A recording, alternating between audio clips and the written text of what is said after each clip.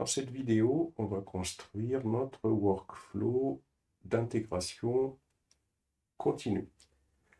Alors, je vais me rendre sur le site formation-informatique.fr/distance où il y a toutes les ressources. Je clique sur connexion.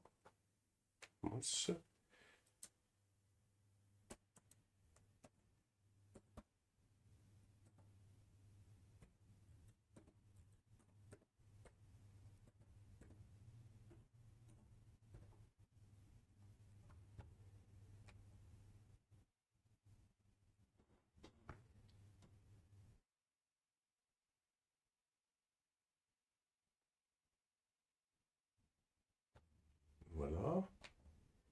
Et je descends dans la section workflow d'intégration continue. Voilà. Et là, je vais aller récupérer le Docker Compose déjà, pour commencer. On va récupérer ce Docker Compose. Voilà. CTRL-C. Je vais aller sur Linux. Alors, si vous avez une machine Vagrant, bien sûr, vous lancez la machine Vagrant. Si vous êtes plutôt sur WSL, vous lancez votre WSL.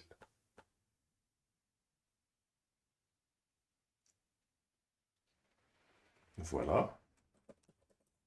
Et là, donc, on va se créer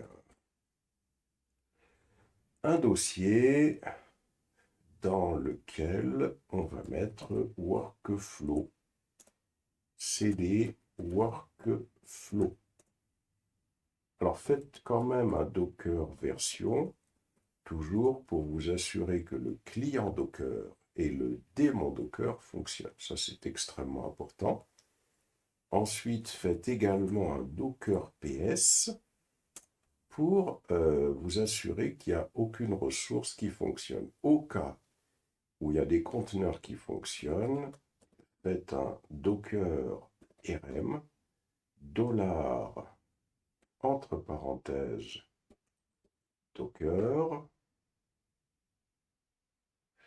Ici, on va faire un PS moins AQ, AQ, parenthèse, moins F. Ça va forcer, ça va supprimer tous les conteneurs Docker qui existent.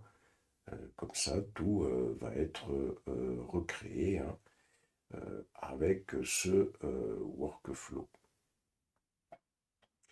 Ensuite, on va faire un nano docker-compose.yml et on va coller le code. Alors, on va sauvegarder et maintenant, ce qu'on va quand même faire, on va vérifier les réseaux existants avec un Docker Network, les réseaux Docker existants, Docker Network LS. Et là, on voit que on a le bridge, le host, le minikube, et puis aucun autre réseau qui existe. Si vous avez, en dehors du bridge, du host, du minikube et du none, un autre réseau qui existe, vous le supprimez en faisant un Docker Network RM, et puis vous donnez le nom du réseau, nom réseau. Donc là, il faut voir s'il y a un réseau qui existe. Donc, là, qu'est-ce qu'on a fait? Rien de spécial, c'est-à-dire que là, l'objectif pour nous, ça a été tout simplement de... l'objectif pour nous, ça a été on a lancé WSL ou la machine vagrante. Alors quand même, hein, si vous faites une machine vagrante, assurez-vous de lui donner au moins 8 Go, sinon plus. Hein. 2, on a fait un Docker PS hein, pour s'assurer qu'il n'y a pas de machine qui existe. Et puis 3, on a tout simplement fait un Docker RM. Ici, hein, on a fait un dollar, parenthèse ouvrante, Docker PS-AQ pour, ça c'est pour -F, hein, ça c'est pour supprimer toutes les machines qui pourraient exister. Alors quand même, il y a quelque chose de très important ici. Hein. Dans cette étape 1 également, il faut toujours faire Docker version pour s'assurer que le client Docker et le daemon Docker hein, sont fonctionnels. Et puis 4, bien évidemment, hein, on crée le docker-compose.yml. Là, quand ici, donc on fait un ls, on a notre docker-compose.yml qui a été créé. Dans ce docker compose yml, qu'est-ce qu'on a exactement? On a ici, on a à ce niveau-là, donc on a le conteneur Jenkins hein, qui va être créé. Ça, c'est la première des choses. On a également un conteneur GitLab qui va être créé. Voilà. On a un conteneur SonarCube qui va être créé et le Postgre qui va être créé. Et on va avoir un réseau qui va être créé. Donc ce réseau, il est ici. Voilà. Alors, on va le faire comme ça et aller voir un petit peu qu'est-ce que pourrait y avoir comme problématique. Donc, on lance un Docker compose, hop, -d valide.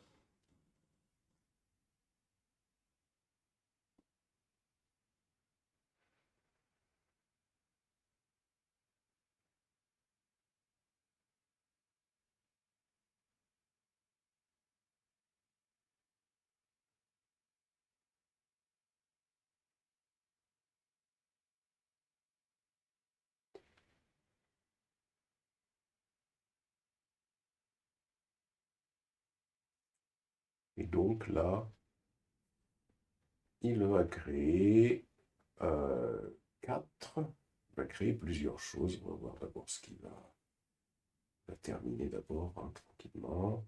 Là, il est en train de récupérer les images sur le net, c'est-à-dire sur le Docker Hub, Pulled, Pulling, Pulled. Hein. Voilà. Et donc très concrètement ici, ce que nous avons,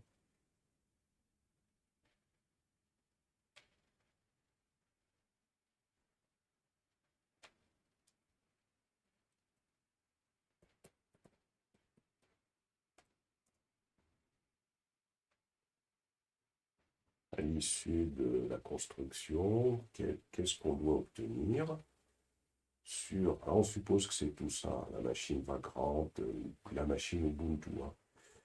Donc qu'est-ce qu'on doit obtenir? On doit normalement obtenir 1, 2, 3, 4, 4 conteneurs Docker. La première, ce serait du GitLab. C'est des machines, hein, c'est la même chose. La deuxième, ce serait du Jenkins. La troisième, ça va être du SonarQBE. La quatrième, ça va être du Postgre. Et on va revenir ici pour un peu, voilà, donc là il me dit que c'est créé. Une chose importante également, c'est que à l'issue de tout ça, si je fais un Docker PS, il va me donner des informations concernant ce qui est en train de se passer par rapport aux machines. Donc on a la machine SonarCube, PostgRE, Jenkins et GitLab. Donc ça, c'est ce qu'on a mis sur le schéma. Mais on a également un réseau qui a été créé. Ce réseau, il est là. Donc ça veut dire que si je complète mon schéma, il y a un réseau Docker qui a été créé. Ici, je vais le faire. Alors, comment je vais le faire? Je vais le faire comme ça, tiens. Je vais le faire comme ça. Il y a un réseau Docker qui a été créé. Hop, on va... Hop, hop, ici.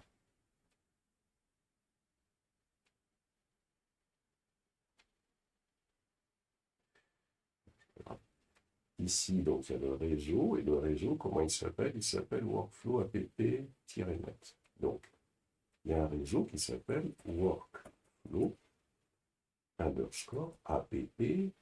Alors, c'est l'underscore. Underscore app underscore net. Ça veut dire que toutes les machines qui sont ici, toutes ces machines Docker, tous ces conteneurs Docker, c'est des machines. Elles sont, c'est comme si c'était un switch, le petit réseau là, celui-là. Donc elles sont connectées à ce réseau. Voilà exactement ce qui est en train de se passer. Comme ça.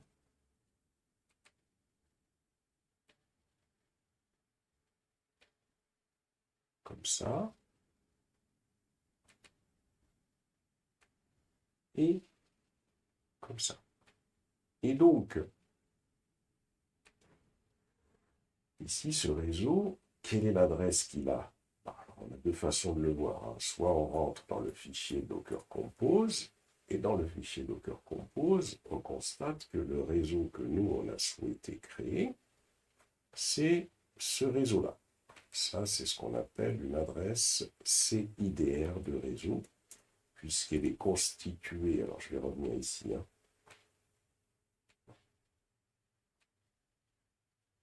je viens ici. Cette adresse est une adresse CIDR, on appelle ça une adresse CIDR, qui est constituée de l'adresse réseau, c'est 172.16.238.0, et du masque de réseau 24. Ensuite, le GitLab, même chose, lui aussi, il a une adresse. On va y aller. Le GitLab, l'adresse, nous, on lui a imposé cette adresse. Il est là, le GitLab. Le GitLab, l'adresse qu'on lui a imposée, c'est celle-là, ici. Bien sûr, sur le réseau qu'on a créé. C'est-à-dire que si je reviens ici, GitLab, et on va créer le plan d'adressage. Le GitLab, voici l'adresse 172.16.238/11/24 lui aussi.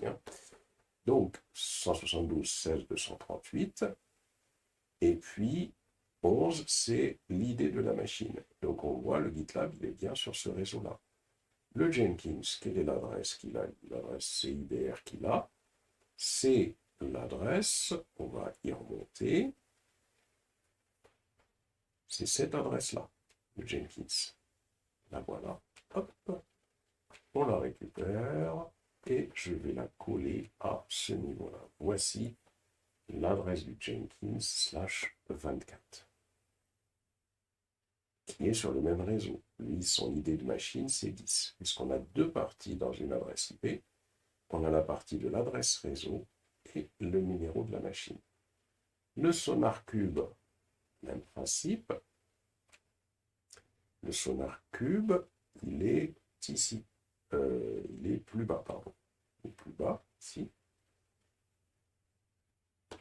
Et le SonarCube, son adresse IP, hop. Voilà. Son adresse IP, elle est ici. /24.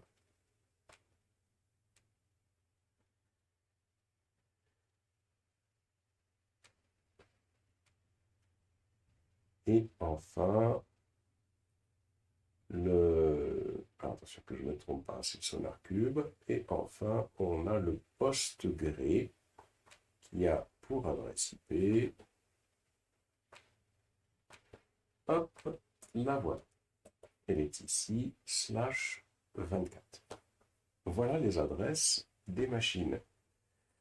Comment on peut voir ça également? On peut voir ça, on peut s'en assurer ici. Si je fais un Docker PS, pour l'instant il y a des SonarCube, il a l'air d'être bon. Le PostgRE, il a l'air d'être app. Le Jenkins, il est en restarting et celui-là, il est en app. Donc ceux qui sont en app, c'est bon, normalement ça devrait être fonctionnel. Et on va le app. Par contre, le Jenkins est en restarting. Le Jenkins est en restarting pour une raison très simple, hein. C'est que si je vais voir, si je viens ici, vous voyez, vous faites un Docker logs Jenkins pour les problèmes des conteneurs qui vont pas. Et là, il me dit permission denied, permission denied. Il m'indique un volume sur lequel il y a une permission denied, qui est le volume /var /Jenkins_home. Il me dit que sur ce volume-là, il y a un problème de permission. Alors allons voir comment se présente le fichier Docker Compose. Nano docker-compose.yml. Si je fais ça, si je vais dans Jenkins, qu'est-ce que je constate ici? Je constate que j'ai mappé des dossiers. Alors, qu'est-ce que c'est que ce mappage de dossier? Ça veut dire que ce dossier-là, c'est Jenkins ici, ce dossier, ça veut dire que ce dossier, il est ici. Il est dans Jenkins, ce dossier. Celui qui est sur le côté gauche, il est là. Et qu'est-ce qu'on demande? On demande que ce dossier soit mappé avec le dossier $home /Jenkins_home. Ça veut dire qu'on demande, alors on va le récupérer, hein, ce dossier, on demande, il suffit que je fasse un écho, hein. Si je fais un écho, hop, je fais ça, voilà, donc le $home, c'est home moussa. Il suffit que vous fassiez ça et vous aussi, vous allez voir votre dossier. On demande que le dossier, je vais faire le schéma, on demande à ce que ce dossier qui est dans cette machine-là soit mappé. Alors ce qu'on va faire, je vais être obligé par contre de... Pas le choix. Si je vais avoir le choix. Je vais supposer, on a dit que tout ça, c'est la machine Ubuntu, la machine vagrante. Donc je vais représenter tout simplement ici, là, je vais représenter la machine vagrante Ubuntu dans lequel tout ça se déroule. Là, je vais faire comme ça. Voilà. Et donc tout ça, c'est la machine Ubuntu dans laquelle il y a mes conteneurs. Comme ça, ce sera plus parlant peut-être pour les camarades. Et ici, donc je suis toujours sur cette machine-là. Je suis toujours sur la machine Ubuntu. Hein. Sur la machine Ubuntu, mais là, je sais pour pouvoir écrire. Hein. Sur cette machine Ubuntu, il y a un dossier.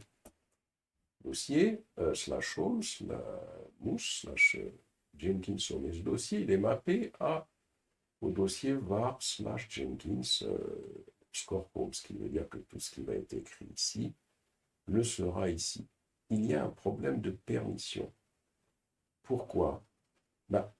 Tout simplement parce que dans Jenkins, il y a un utilisateur qui s'appelle Jenkins, qui n'existe pas sur la machine Ubuntu. Et cet utilisateur Jenkins, il a comment dirais-je, donc le droit d'écrire sur ce dossier-là, mais comme il n'existe pas sur cette machine-là, donc il y a un problème de permission ici sur ce dossier. Il y a deux façons de résoudre ce problème. On va le résoudre d'une première façon aujourd'hui. Je vous montrerai une autre façon de le résoudre ultérieurement. Mais peut-être que vous avez vu dans les vidéos explicatives. Bon, je vais le résoudre comme ça. Déjà, j'explique ce problème. Là, il faudra faire un sudo, tout simplement, chmod, faites un 777, et vous collez le dossier. Ce dossier-là, vous le collez. C'est-à-dire que ça vous permet de donner tous les droits sur ce dossier qui est ici. Ce qui veut dire que à ce niveau-là, sur ce schéma, là, pour retenir un peu le principe, voilà, on a fait ça. Ce problème de permission, nous pouvons le résoudre comme ça, dans un premier temps. Attention, vous, c'est pas home, mousse. Donc voilà, donc c'est ma page de dossier. Il faut être capable de bien comprendre ça dans les fichiers Docker Compose. Pardon, ici, les fichiers Docker Compose, il faut être capable de compléter le schéma avec tous les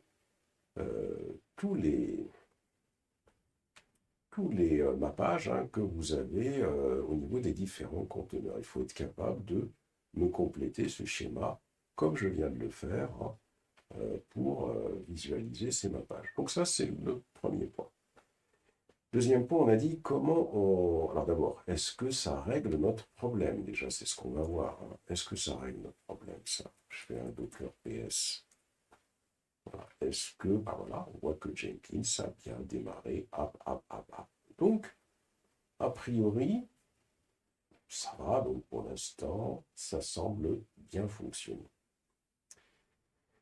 Ensuite, alors comment on peut voir les adresses IP qui ont été que j'ai mis sur le schéma? Si je fais un Docker Network ls, si je vais voir ce réseau qui a été créé par le Docker Compose, et si je fais un Docker inspect et je colle ce réseau, on a bien ici cette adresse. Ça, c'est l'adresse. Attention, ça c'est l'adresse des machines. Je vais remonter pour trouver. Voilà.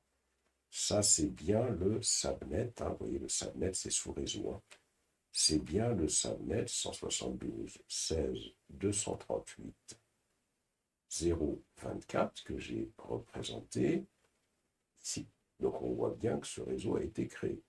Le GitLab, c'est 11, Jenkins 10, SonarQBE 12, 13. Ces adresses IP-là, on les retrouve également dans ce réseau. Elles sont juste en bas.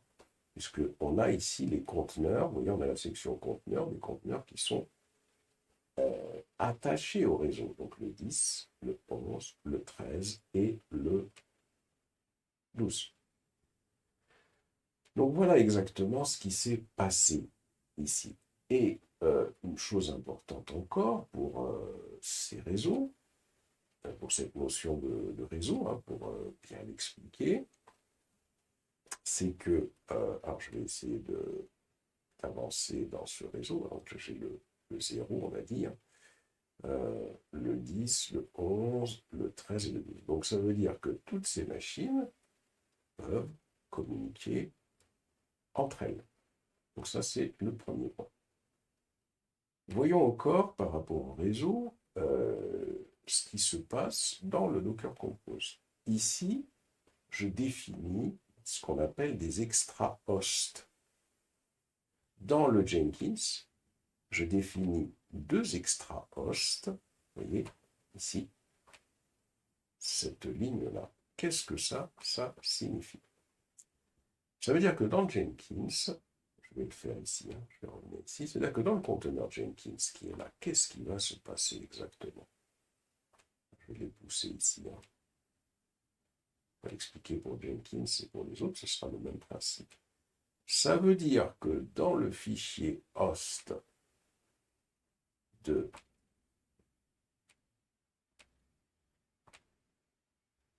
de ce conteneur Jenkins, qu'est-ce que je vais avoir?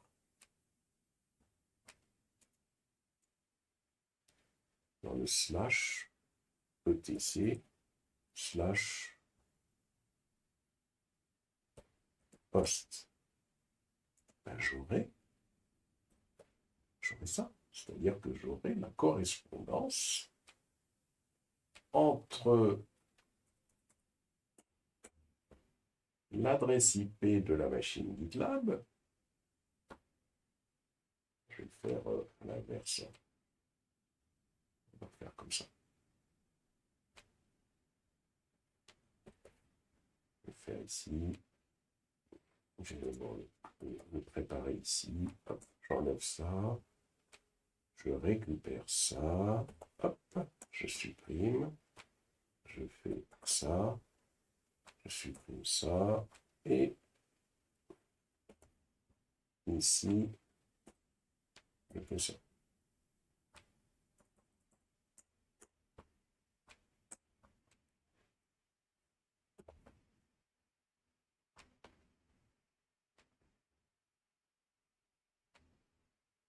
Et je fais ça. Bon. Donc ça veut dire que dans le fichier 11, j'ai cette correspondance-là. Ça veut dire que le 11, c'est celui-là, c'est GitLab. Parce que GitLab, c'est le nom du conteneur. Mais la machine GitLab, quand je rentre à l'intérieur, elle ne porte pas le nom GitLab. Si je vais voir le Docker Compose, on voit que GitLab, le nom du conteneur, c'est ça, mais le nom de la machine, c'est gitlab.exemple.com. Hein, il suffit de... c'est ça le nom de la machine. Hein, quand on rentre dans le hostname, vous voyez notre machine GitLab, son nom, parce qu'il y a le nom du conteneur, c'est GitLab, d'accord, mais le nom de la machine, c'est ça. C'est gitlab.exemple.com, donc même principe pour les autres machines. Et donc ça veut dire quoi ça? Ça veut dire que là, si dans le fichier host de Jenkins, j'ai mis la correspondance 172.16.238.11 chez gitlab.exemple.com, ça veut dire qu'à partir de cette machine, je peux communiquer avec GitLab avec son nom d'hôte. Voilà. Donc c'est ça que ça a fait ces deux lignes-là, et même principe hein, pour les autres machines, vous pourriez compléter le schéma. Ensuite, toujours pour parler du réseau, qu'est-ce qui se passe dans notre code? Nous avons réalisé des mappages de ports. Alors, on va aller sur les ports qui nous intéressent. On a réalisé le mappage pour GitLab 4000, 40, 80, 80. D'accord? Ça veut dire quoi ça? Ça veut dire qu'à l'intérieur de GitLab, le logiciel GitLab fonctionne sur le port 80. Mais on a mappé ce port 80, on l'a mappé avec le port 4080 de la machine. Je vais faire comme ça, de la machine Ubuntu. C'est-à-dire que là, ce qui se passe, c'est que le port 4080 qui est ici, il est mappé avec le port.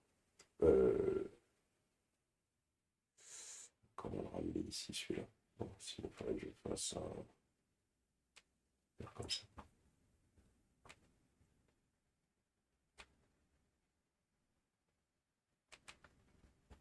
Je ramène ici. Je ramène ici, je ne vais pas faire ça. Comme ça, ce sera moins encombré.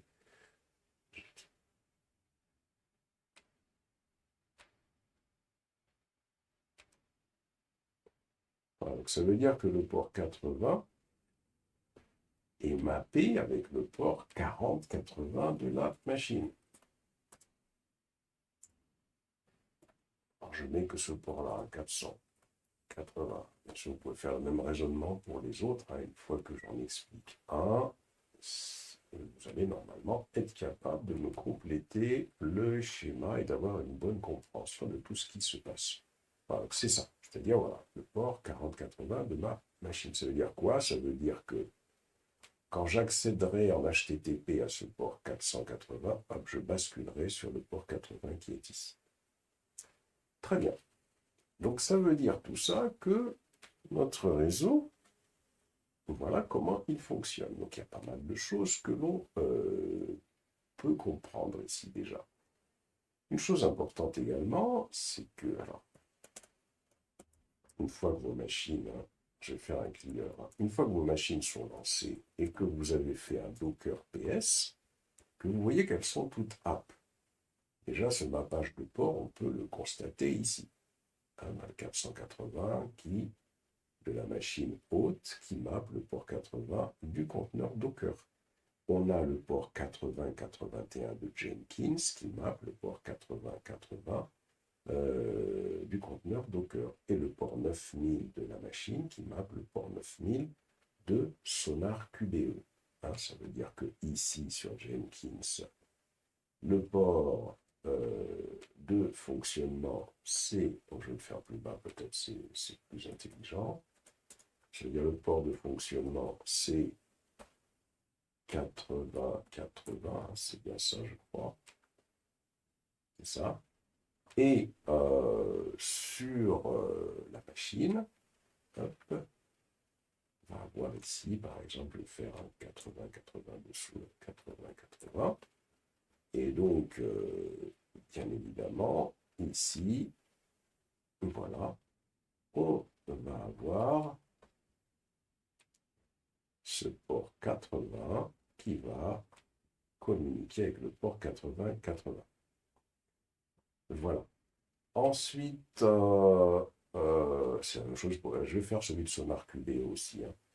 Donc le port de Sonar QBE, lui, c'est 9000. Rien qu'avec ce schéma, vous allez pouvoir bien comprendre déjà le réseau, comment ça fonctionne, puisque dans chaque promo DevOps, j'ai des gens des fois qui maîtrisent bien le réseau, il y en a qui maîtrisent moins bien.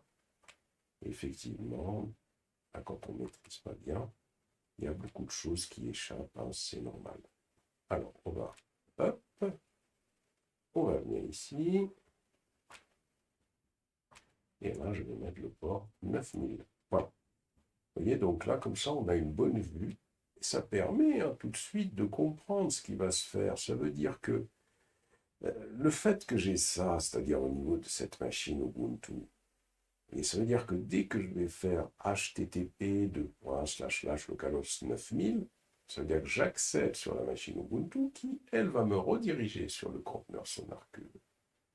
Quand je ferai le http 8080, hop, j'aboutis à Jenkins et ainsi de suite. Continuons un petit peu notre... je ne sais pas ce que je vais faire.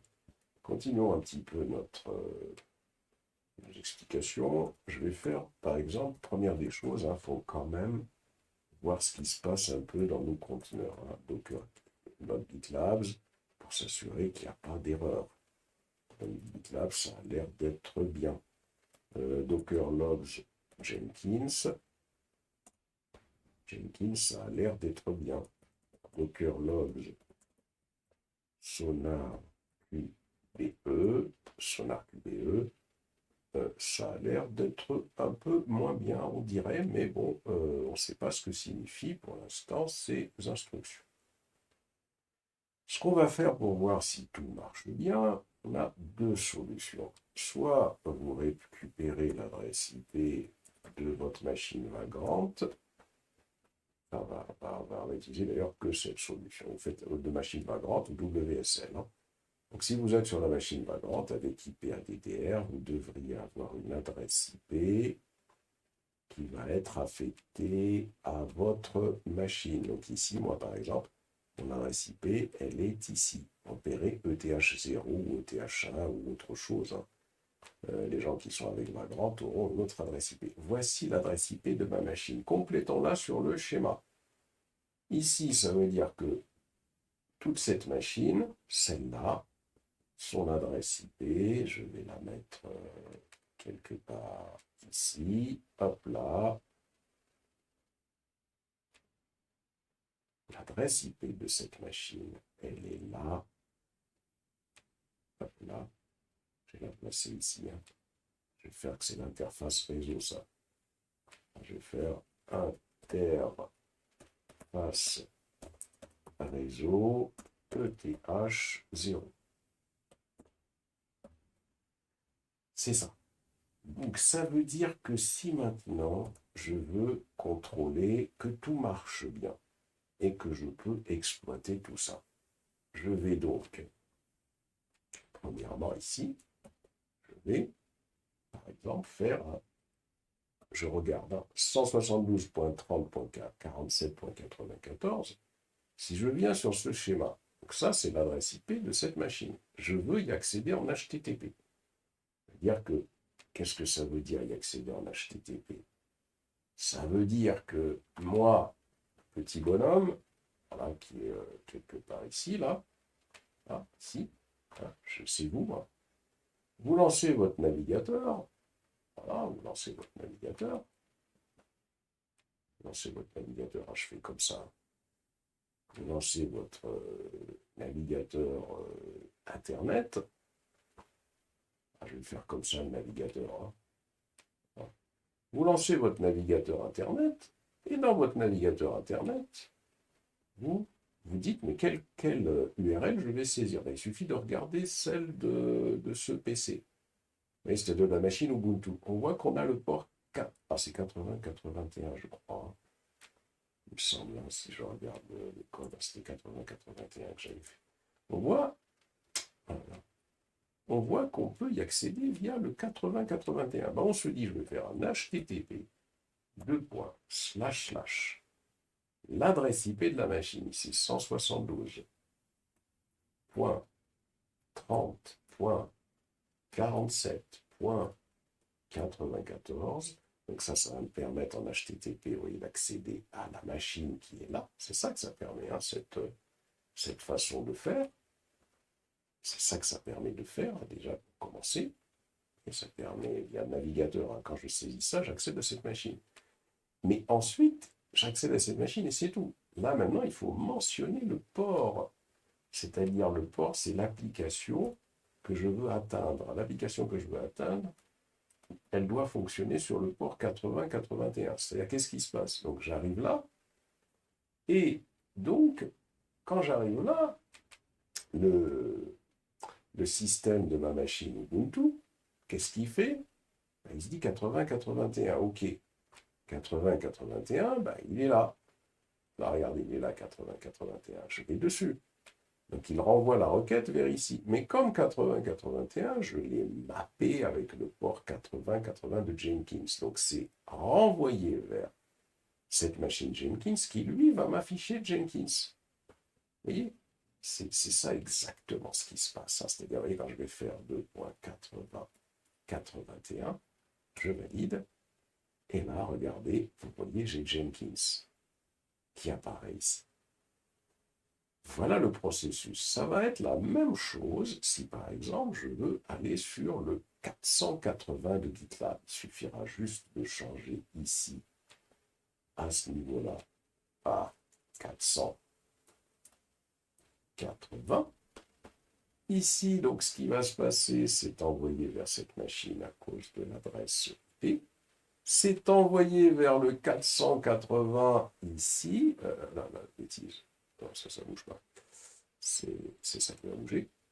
C'est-à-dire que la machine, elle se dit, oh là là, donc c'est 480, ok, je reçois la requête, je la redirige vers 480, et ça veut dire que comme j'ai mappé le port 80 de GitLab, c'est GitLab qui va interroger.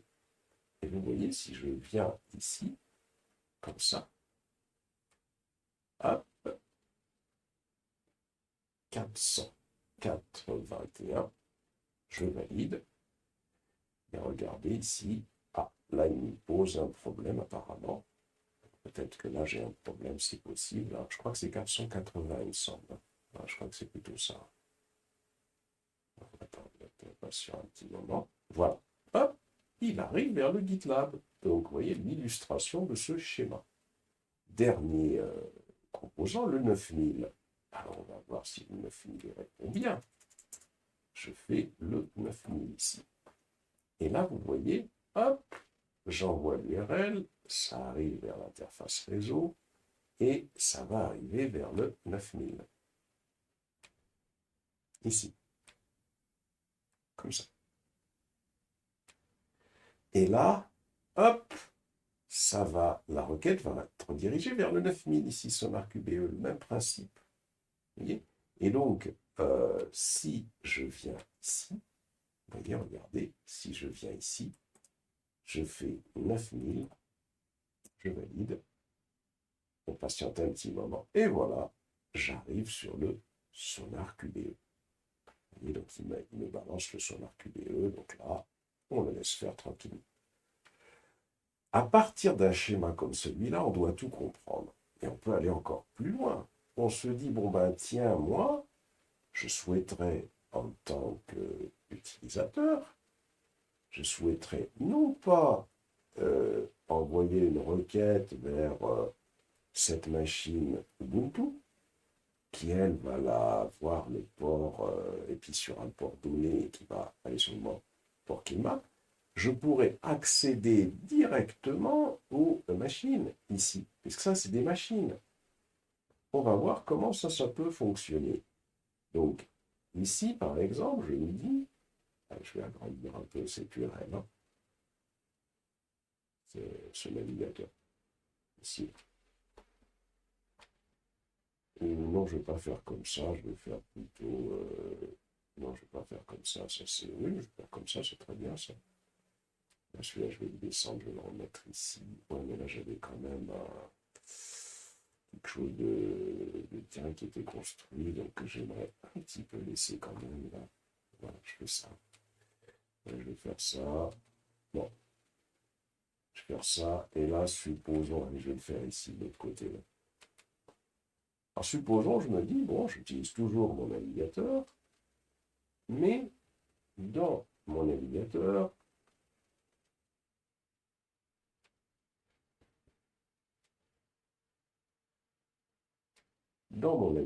cette fois, hop,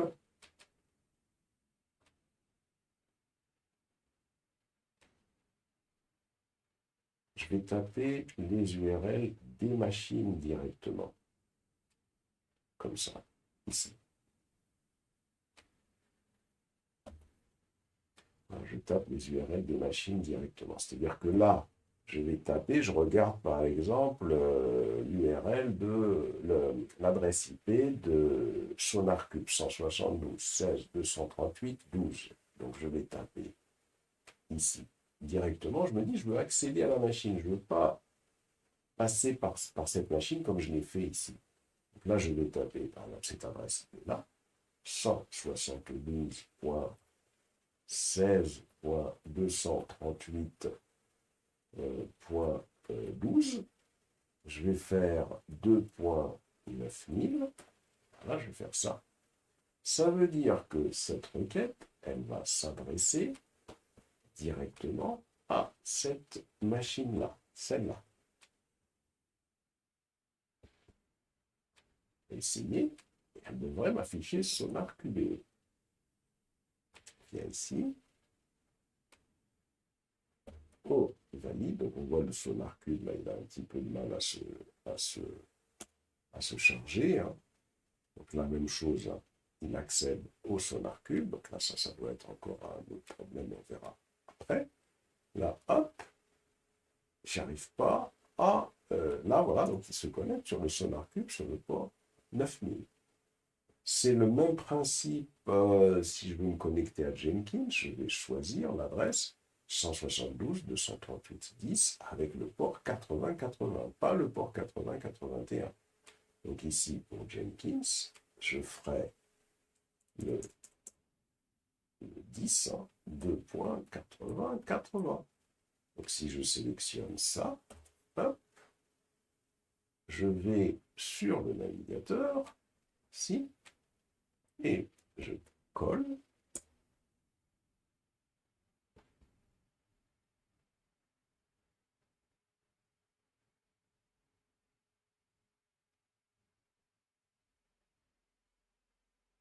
Voilà. Il a un problème pour se connecter ici. Alors ça, c'est normal. Pourquoi? C'est parce que euh, ici, on est sur le WSL. Comme on est sur le WSL, ou la grande d'ailleurs, hein, on va avoir un problème pour s'y connecter. Donc, si on est sur WSL, la solution pour pouvoir faire en sorte que ces deux instructions-là fonctionnent, il faudrait donc lancer le navigateur à partir d'ici. Alors bien sûr, par exemple, vous pouvez installer apt-get appdate.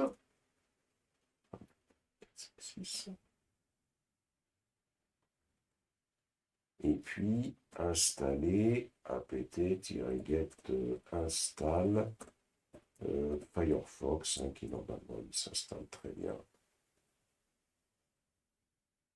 Ah oui, d'accord, voilà. Moi il est déjà installé, donc là vous pouvez l'installer. Il faut lancer le navigateur à partir de cette machine, parce que quand on est, le problème, quand on est sur WSL, qu'est-ce qui se passe? On a une partie Ubuntu, mais qui est dans du Windows. Et c'est-à-dire que quand on est dans de l'Ubuntu et dans du Windows, le navigateur qu'on va faire fonctionner sous Windows, donc celui-là, celui que je vais faire fonctionner sous Windows, ici, bah, il ne comprend pas, lui, comment atteindre. Est-ce qu'elles sont passées? J'ai eu peur. Il ne comprend pas, lui, quand on lance un navigateur dans du Windows, comme je le fais ici. Ce qu'il peut comprendre, quand on lance dans du Windows, il peut comprendre comment accéder à la machine physique ici. Pourquoi il comprend ça? Parce que, pour une raison très simple, si je prends l'adresse 172 30 47 94 en WSL, hein, ce qui se passe, c'est que si je me mets sur un,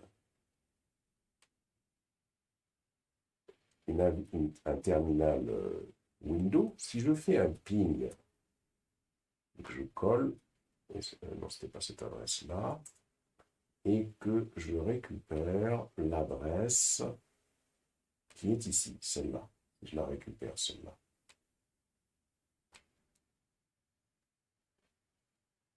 Je récupère à partir d'ici. Je récupère cette adresse. Je récupère ici, c'est mieux. Voilà, comme ça, je récupère l'adresse de la machine Linux, en fin de compte. Hein. Donc, si je viens ici, hein, et si je colle à ce niveau-là, la communication passe bien. Ça veut dire donc, comme à partir de Windows, parce que ça c'est un terminal Windows, je peux communiquer avec le terminal Linux. Il n'y a pas de problème, dans le navigateur, je pourrais directement utiliser cette adresse. C'est pour ça que ça a marché ici. Vous voyez, dans les premières manips qu'on a fait tout à l'heure, à partir d'un navigateur sous Windows, on arrive à accéder à cette machine. Le problème, c'est que celle-là, si je prends par exemple cette machine SonarCube, si je prends l'adresse 172.16.238.12, ben, si vous essayez à partir d'un PowerShell, d'un terminal Windows, de communiquer avec cette machine, vous voyez, il ne répond pas. On n'arrive pas à l'atteindre parce que le conteneur Docker, le réseau Docker, on n'arrive pas à l'atteindre à partir de Windows. Là. Donc, la solution, c'est quoi? C'est tout simplement, parce qu'à partir d'ici, vous voyez, si je fais un ping sur la même adresse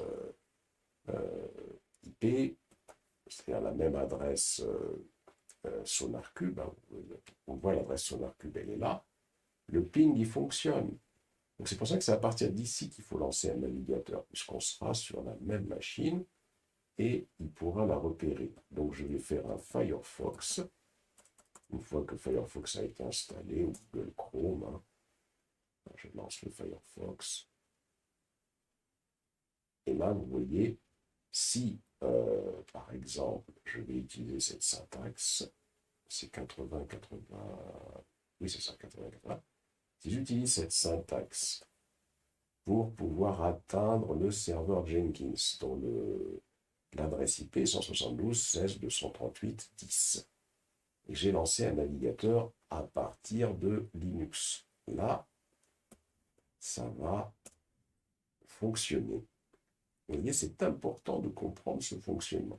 Pour les gens qui sont sur Vagrant, ce qu'il faut faire, c'est de la redirection de port. C'est-à-dire que sur les gens qui sont sur Vagrant, pour que ça puisse fonctionner, il faudra aller au niveau du Vagrant file, hein, c'est-à-dire qu'il faudra faire quelque chose comme ça. Il faudra faire cd. Alors d'abord, il faudra. Attendez, donc là, parce qu'il faut que je vais faire ça. Je dois avoir une machine, je pense, Vagrant. Hein. Donc il faudra aller au niveau de votre Vagrant file. Vous voyez, c'est Notepad. Hein. Il faudra aller au niveau de votre Vagrant file. Si vous travaillez sur Vagrant, et il faudra faire des redirections de port pour atteindre les machines Docker directement. C'est-à-dire que ici, quelque part, vous avez les forward port. Donc vous allez en faire plusieurs. C'est-à-dire que vous allez faire un config forward port, mais 80, 80 et host 80-80. Ensuite, il faudra faire également, donc, ici, hein, parce que quand vous êtes sur Windows, alors c'est pas tout à fait ça, hein, pardon. Donc là, c'est pas du tout, c'est pas du tout ça. Pour atteindre les conteneurs Docker quand vous êtes sur une machine Vagrant, là, ça va pas être possible hein, pour les gens qui sont sur les machines. Pour les gens qui sont sur les machines Vagrant, la seule solution que eux ils vont avoir, alors ce serait soit d'installer une interface graphique sur leur machine Vagrant, mais on va pas faire ça. Hein. Là, sur votre machine Vagrant, pour tester tout ça, vous utiliserez un curl juste pour tester le fonctionnement et vous mettrez l'adresse IP, par exemple, de la machine Jenkins pour vous assurer que ça fonctionne bien. Donc, pour les gens qui sont sur les machines Vagrant, hein, j'ai bien dit, nous aussi, hein, ça fonctionne hein, pour les gens qui sont sur le VSL. Voilà, ça va fonctionner. Ça, donc, c'est les premiers points. Et d'ailleurs, tout ça, vous voyez, par exemple, quand je viens ici sur le réseau, prenons par exemple Jenkins. On a dit que dans le fichier host, il y aurait ça. Ben, on peut le contrôler, hein, c'est-à-dire qu'il suffit de venir, alors ça, je vais le fermer ici. Hein. Il suffit de venir ici et de faire un docker exec -st Jenkins. Je fais un bash exec. Je fais un bash. Si je fais un cat /etc/host, ici, vous voyez dans le fichier host ce que j'avais expliqué tout à l'heure. Dans le fichier, on a bien ça en fichier host. Donc, chose à contrôler également sur les autres machines. De plus, là, par exemple, je suis dans la machine Jenkins. Donc, ça veut dire que je suis ici. Et je peux pinguer donc toutes les autres machines. Je peux pinguer le GitLab, je peux pinguer le SonarQube, je peux pinguer le PostgreSQL. Donc là, par exemple, je peux pinguer le GitLab. Donc il suffit de venir ici, on peut contrôler. Hein. Je peux faire un ping. Donc ça, c'est le GitLab. Hop, que je peux pinguer ici. Voilà. La commande ping n'est pas trouvée, donc il faudrait l'installer. Bon, l'essentiel, c'est que on a bien compris comment ça fonctionne. Je fais un exit. Voilà pour ce schéma, déjà, cette explication concernant le fonctionnement du réseau. Essayons de voir pourquoi il y a un problème avec SonarQBE, Docker logs SonarQBE. Et là, il me dit cannot create directory. Donc, il semblerait qu'il y ait des problèmes. Sonar QBE is stopped. Donc, il semblerait qu'il y ait des problèmes avec OPT Sonar QBE extension. Donc, cannot create directory, bon, on va aller voir encore de quoi il s'agit. Hein. C'est-à-dire que là, on va faire un nano docker-compose.yml. Et on va descendre sur le SonarCube. Alors, SonarCube, quels sont les... donc apparemment, on aurait le dossier $home sonar que l'on crée sur notre disque dur. OK. Donc, on va faire un CTRL-X. Et on va faire un écho pour aller voir tout ça. Hein. Alors, c'est $home, attention, ici, normalement. Slash, oui, pourquoi pas. Voilà, donc c'est... il semblerait que... Alors, je fais un nano docker compose. Alors, si je viens ici sur le...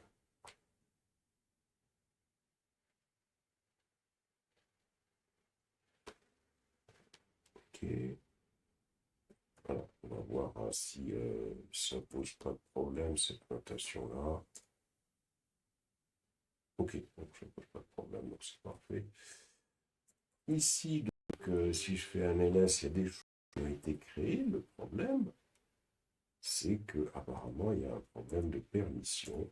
Alors, on va faire un sudo chmod 777. Par contre, on va faire -r pour dire que ça doit être récursif, hein, c'est-à-dire que sûrement à l'intérieur du dossier, de ce dossier-là, on va trouver des sous-dossiers auxquels on va attribuer cette permission-là. Alors, chmod, oui, c'est l'inverse. C'est pas le... ici. Hein. Sudo chmod, alors, sudo cannot access 777, sudo chmod, genre comme ça, voilà, ça passe. Et en récursif, normalement, c'est -r devant ici. Hein. Non, alors c'était... c'est comme ça. Normalement, il me semblait pourtant que c'était ça, à moins que je me sois trompé dans... Voilà, c'est plutôt comme ça, un -r. Ça va permettre de donner des autorisations de manière récursive. Même les sous-dossiers qu'il y aura à l'intérieur de $home sonar prendront cette autorisation-là. Alors pourquoi on fait ça? C'est parce que si on va dans le fichier Docker Compose, un fichier Docker Compose qui est dans le workflow, CD, alors je vais aller sur CD Workflow. Si je vais là, si je fais un nano docker-compose.yml, si je fais ça, eh bien, ici, on voit qu'il y a beaucoup de sous-dossiers hein, qui vont être créés dans le $home sonar. Donc, on sauvegarde et on voit est-ce que ça règle le problème ou pas de sonar QBE dans Docker Logs. Ah, il me dit que c'est opérationnel. Bon, ça a l'air bien ça. On va donc aller sur le schéma qu'on a fait et on a dit que pour le SonarQube, pour y accéder, on pouvait y accéder comme ça. On va aller voir hein, si ça marche. Voilà. Donc n'hésitez pas à utiliser le logs, à voir les erreurs et à les résoudre. Une fois qu'on a fait ça, bien évidemment, il s'agit de configurer. Alors pour configurer, on a le crédit. D'abord, si on commence la configuration de votre premier pas sur la configuration, ici, c'est le GitLab d'abord, hein. Et donc, si on configure le GitLab, ça veut dire que ici, je vais aller plutôt sur le port 480, maintenant que j'ai bien expliqué les choses. Ici, il me demande un nom de user. Alors, il faut chercher dans la documentation avec SonarCube, hein. Donc, faut aller sur Internet pour chercher quel est l'identifiant de GitLab avec Docker. Il faut faire des recherches, hein.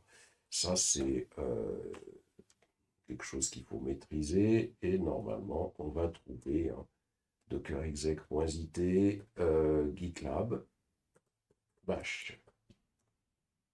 Je rentre dans GitLab et normalement, si on s'en souvient, ça va être bien. Sinon, on va aller le chercher, hein, c'est-à-dire on peut chercher ici, allez, on le fait ensemble. Hop, on vient ici et on écrit un mot de passe, route, GitLab, voilà, route password, on peut chercher, hein. On peut commencer à chercher doucement. Ici, for GitLab Running Docker Container. Hop, on cherche. Est-ce qu'il nous donne une solution ici? Alors, on cherche, c'est comme ça, hein. On recherche. Voilà, donc on recherche, info. Voilà, et puis là, tiens, hop, on a quelque chose qui arrive ici. Il nous dit que ce serait dans ce dossier-là. Vous voyez? Hop, et là, donc, on va faire ce qu'il nous dit. On y va dans ce dossier. Alors déjà, il faut peut-être bien récupérer ce... Voilà, il faut peut-être bien récupérer ce dossier. Ah, bah tiens, il l'a fait. C'est long, enfin. Alors, il faut le récupérer de cette façon-là. D'abord, voilà, je vais faire un ls. Et il me dit que le password initial est ici. Ah bah, je récupère ce password initial. Le password initial, il est là. Voilà. À ce niveau-là.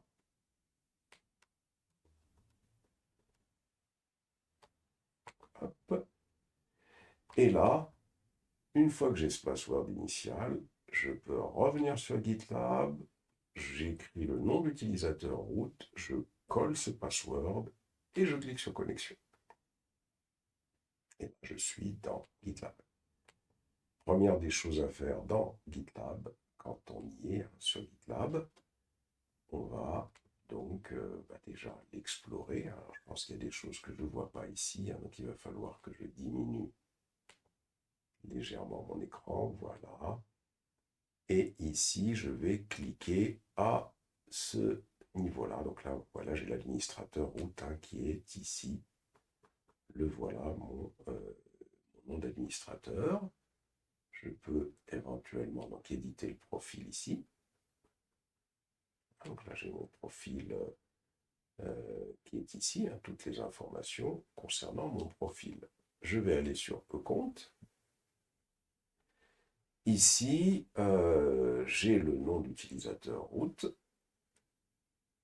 Donc, j'ai toutes les informations concernant le root et je vais aller sur password. Alors, le password actuel, je le colle et puis je le change avec quelque chose de moins compliqué à retenir. Voilà.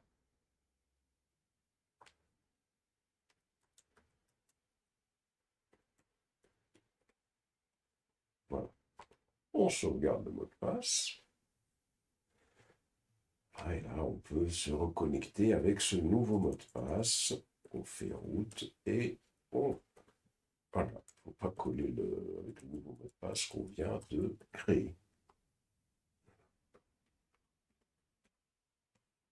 Voilà. Et on se connecte.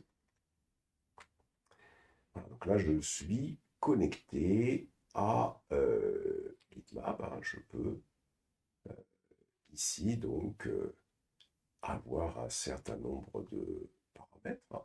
Alors, on peut regarder ici, on peut aller consulter un petit peu tout ce qu'il y a. Bon, il y a beaucoup de choses que nous, on ne va pas obligatoirement obligatoirement utiliser ici. On va aller ici sur Admin Area. Je ne sais pas où c'est situé pour vous, hein.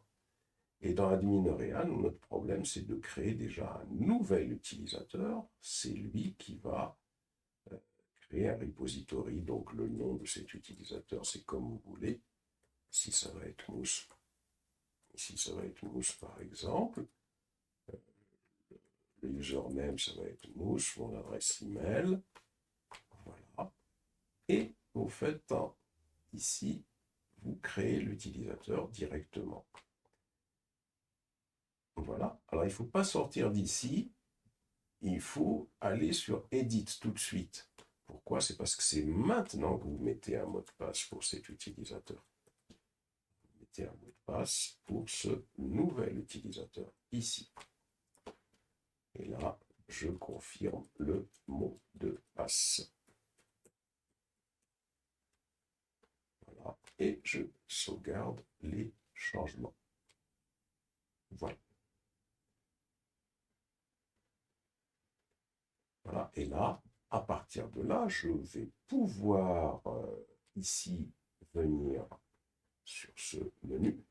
Je vais pouvoir me déconnecter et je vais pouvoir me reconnecter avec Mousse et le mot de passe.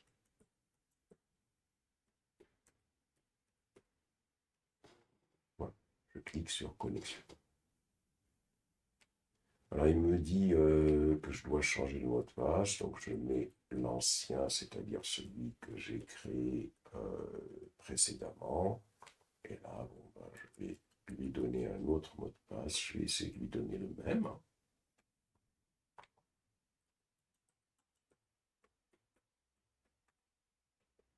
On va voir si ça passe. Voilà, c'est parfait. Et là, je me reconnecte dessus. Et je me connecte. Ça n'a pas marché. Pourquoi? Je recommence. Peut-être que je l'ai mal saisi.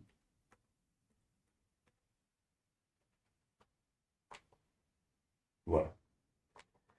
Première des choses à faire, c'est la création d'un projet. Create blank project.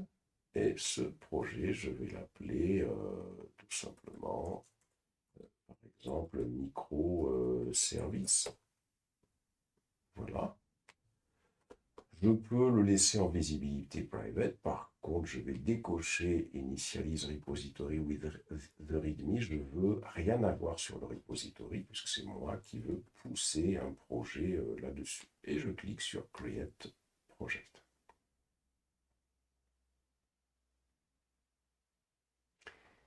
Et normalement, il devrait me créer le projet. Il faut patienter un petit moment.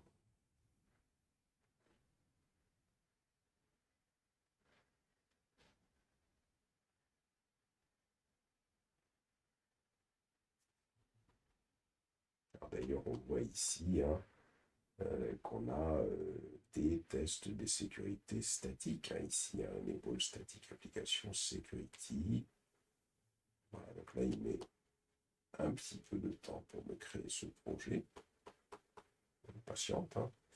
On retourne en attendant sur notre site, ici. Et sur le site, il y avait, oui, c'est parce que moi j'ai un problème avec peut-être l'alerte de sécurité concernant l'utilisation intensive du PC. Ici, sur le site, on a le workflow, dans le workflow d'intégration continue, on a une URL, et quand on vient ici, on a une URL vers un microservice. Voilà. Est-ce que d'abord c'est passé Voilà, tout a été créé, hein, donc c'est parfait. Ici, on a une URL vers un microservice. On a ce microservice. Hein. Donc cette URL-là, on peut la récupérer.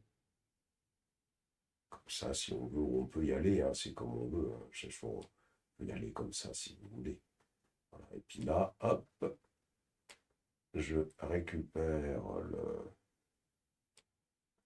l'élément. Je peux le récupérer en HTTPS. Si je veux, ce sera plus simple. Je colle comme ça. Et je vais sur mon GitLab. Alors, il ne faut pas aller sur GitLab. Il faut sortir de GitLab. Et je vais créer ce projet. Je vais le créer sur mon disque dur. Alors, peut-être pas dans le workflow. C'est peut-être une bonne idée. Je vais faire un CD. Je vais faire un CD tilde. Et je vais faire un git clone, tout simplement, et je paste. Voilà.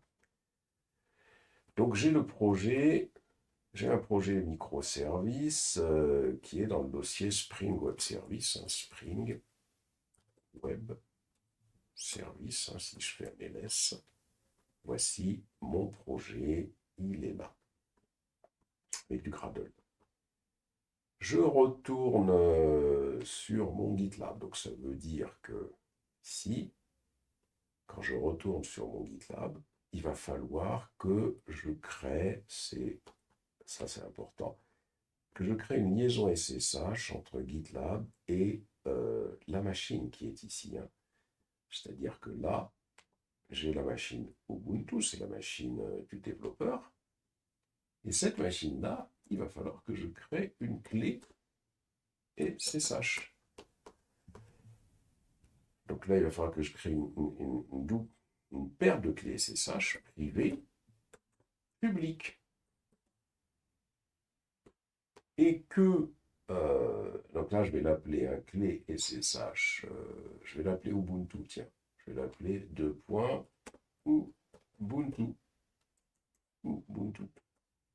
Et donc, cette clé, ça va me permettre de correspondre avec mon GitLab, entre le GitLab et la machine qui est ici, c'est-à-dire ma machine à moi. Donc ici, bien évidemment, la clé publique, il va falloir la copier ici.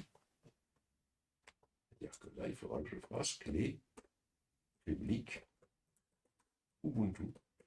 C'est ça qui permettra d'assurer une correspondance sécurisée entre Ubuntu et le GitLab. On y va. Donc ici, je suis là, je fais SSH-keygen, si vous ne l'avez pas déjà fait. Valide. Il dit que ça existe déjà, donc moi, je ne vais pas la recréer. Et je vais faire un cat tilde slash point SSH slash id underscore RSA. Donc, les camarades qui sont sur Vagrant sont sur leur machine Vagrant quand ils font ça.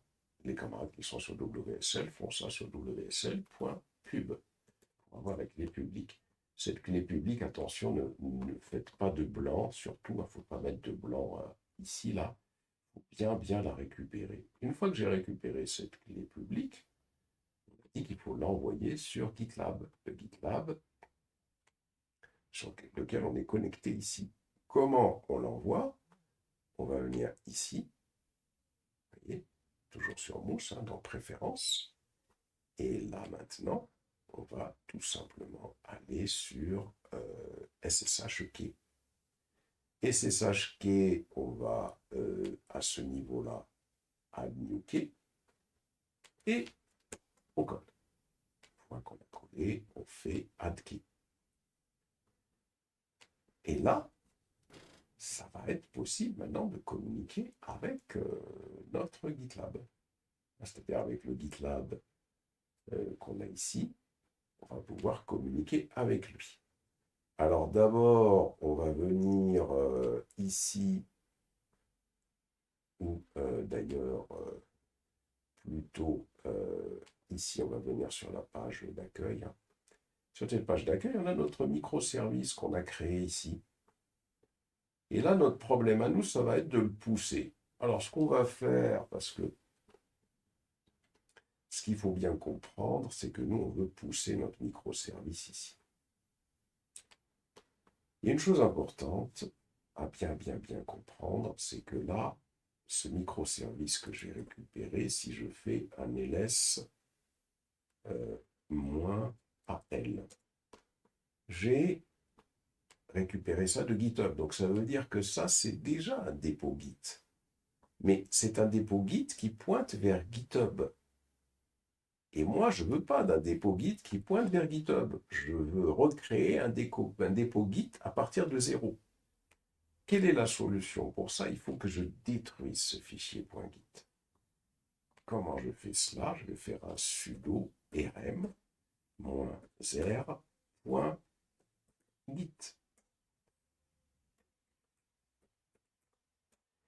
Quand vous faites ça, ça veut dire que vous avez récupéré un projet de GitHub, mais que dorénavant, ce n'est plus un dépôt Git. Je vais pouvoir créer un dépôt GitLab. Et je vais pouvoir travailler avec mon GitLab à moi. Donc, ici, je reviens ici. Et là, qu'est-ce qu'il me dit, mon projet GitLab? Il me dit que d'abord, il faut faire cette configuration globale. Écoutez, ni une ni deux, hein. On y va, on valide. Ça, c'est les informations nécessaires à Git. Ensuite, il me dit Create a new repository. Donc, c'est bien, est-ce que c'est bien ça qui nous intéresse? Créer un nouveau repository. Alors, c'est peut-être pas ça, c'est plutôt push an existing folder. C'est ça qui nous intéresse. Et il nous donne la syntaxe. Dans un premier temps, je vais initialiser le dépôt Git. Je colle. Comment il a été initialisé? On voit que le dossier caché Git a été créé. Git init-initial branche main, ça veut dire que la branche initiale, ce sera main et pas master. Ensuite, qu'est-ce qu'on doit faire? On doit faire un git remote add origin GitLab, GitLab, voilà. C'est-à-dire que là, on va définir la branche distante de notre GitLab avec lequel on souhaite que notre dépôt local soit synchronisé. Alors, on revient ici, on sélectionne ça.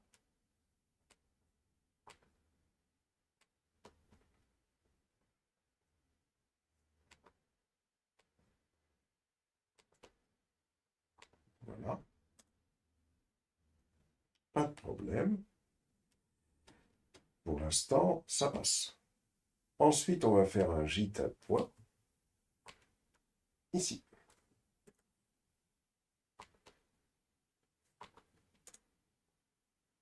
Donc, ça veut dire git à point. On va souhaiter suivre tous les fichiers qu'il y a dans ce dossier du projet.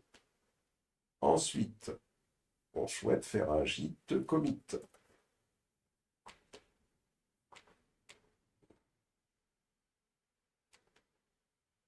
Comme ça. On va commencer. Un git commit, ça veut dire quoi quand on fait le git commit? Ça veut dire que tout... Ah ben là, c'est fait. Là, un peu doucement maintenant, mon PC, je crois qu'il souffre un peu. Oh là là. Le PC qui souffre.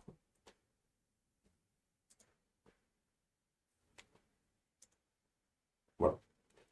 Et enfin, on va tenter de pousser.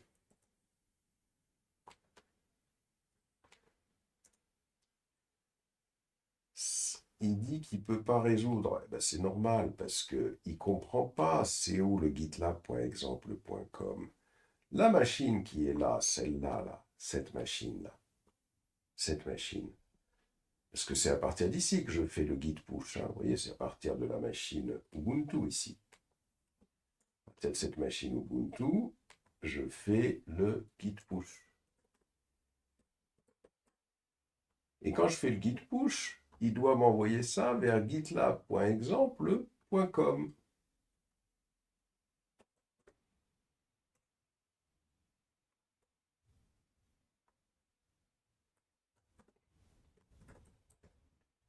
gitlab.exemple.com.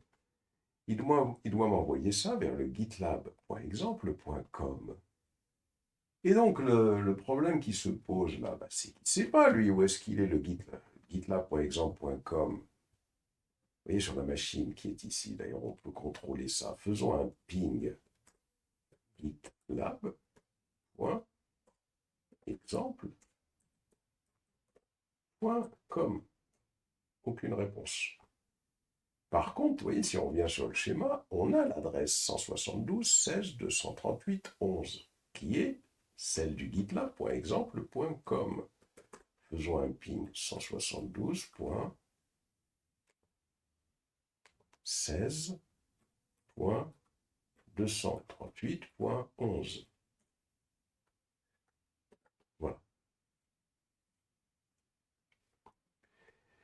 Et là, quand on fait ça, on se rend compte qu'on ping bien le gitlab.exemple.com, mais il n'est pas dans le fichier host. Donc on va aller le rajouter ici. Pardon, sudo nano. On va descendre tout en bas, on colle. Si on vient ici, c'est le 172.16.238, donc 172.16.238.11. Et ça doit être égal au gitlab.exemple.com. On sauvegarde. On va faire un ls pour...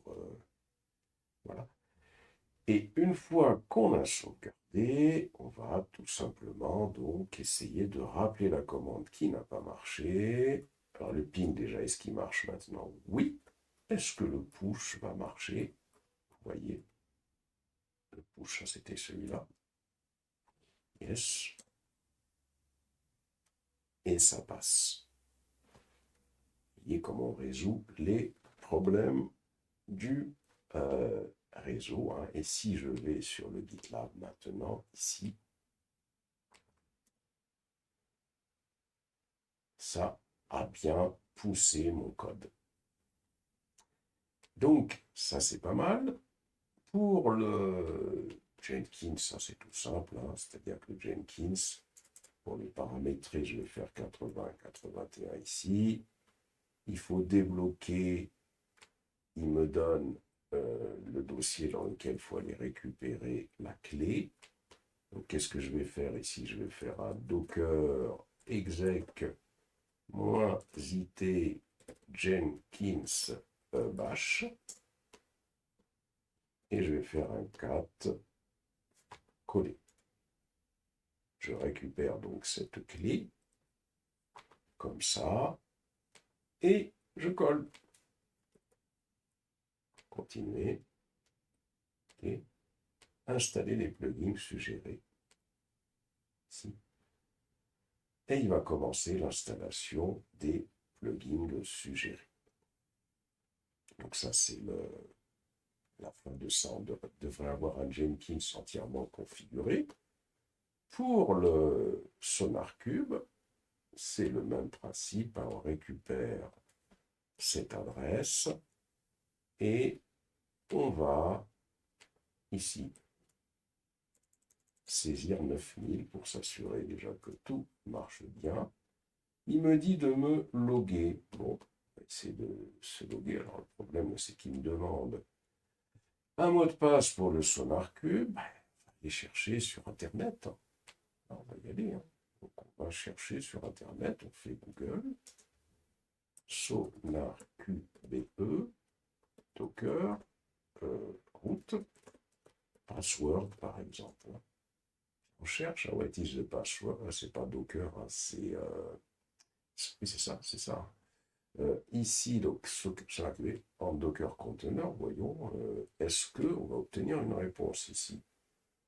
Alors, ici, lui, il dit tout simplement, il donne une méthode pour travailler, pour aller convertir le password. On pourrait faire ça. Voyons si on n'a pas route default password, on va dire. Hein. Default password. Ici. Alors voilà. Donc ici, SonarCube, disable default password change. root password in SonarQBE, vous voyez, on cherche, il faut chercher. Des fois la recherche peut être un peu longue, on cherche. Hop. J'ai pas le password.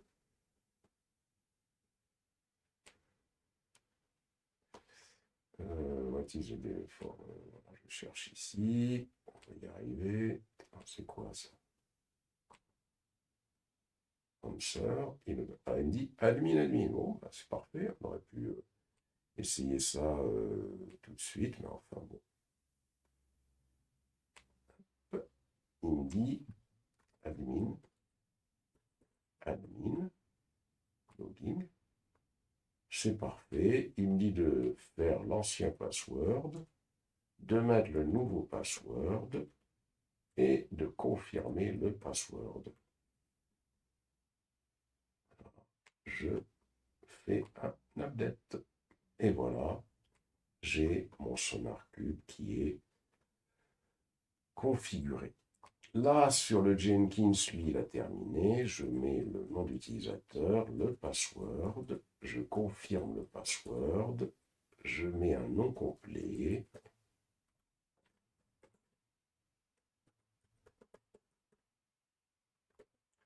Je mets une adresse de... C'est quoi ça? Non, c'était le nom complet, ça, pardon. Ici, je mets une adresse de courriel. Voilà. Et ici, je clique sur sauver et continue. Je fais OK. Je fais sauver et terminer. Et là, il a commencé à utiliser Jenkins. Voilà pour ces explications, pour bien comprendre cette partie-là, avec le réseau, comment configurer tout ça, etc. etc. La suite, bien évidemment, je vais vous laisser continuer la suite pour essayer de créer votre pipeline et dans une prochaine vidéo, donc on essaiera encore de détailler ces parties-là, hein, pour que tout le monde soit très à l'aise avec le réseau.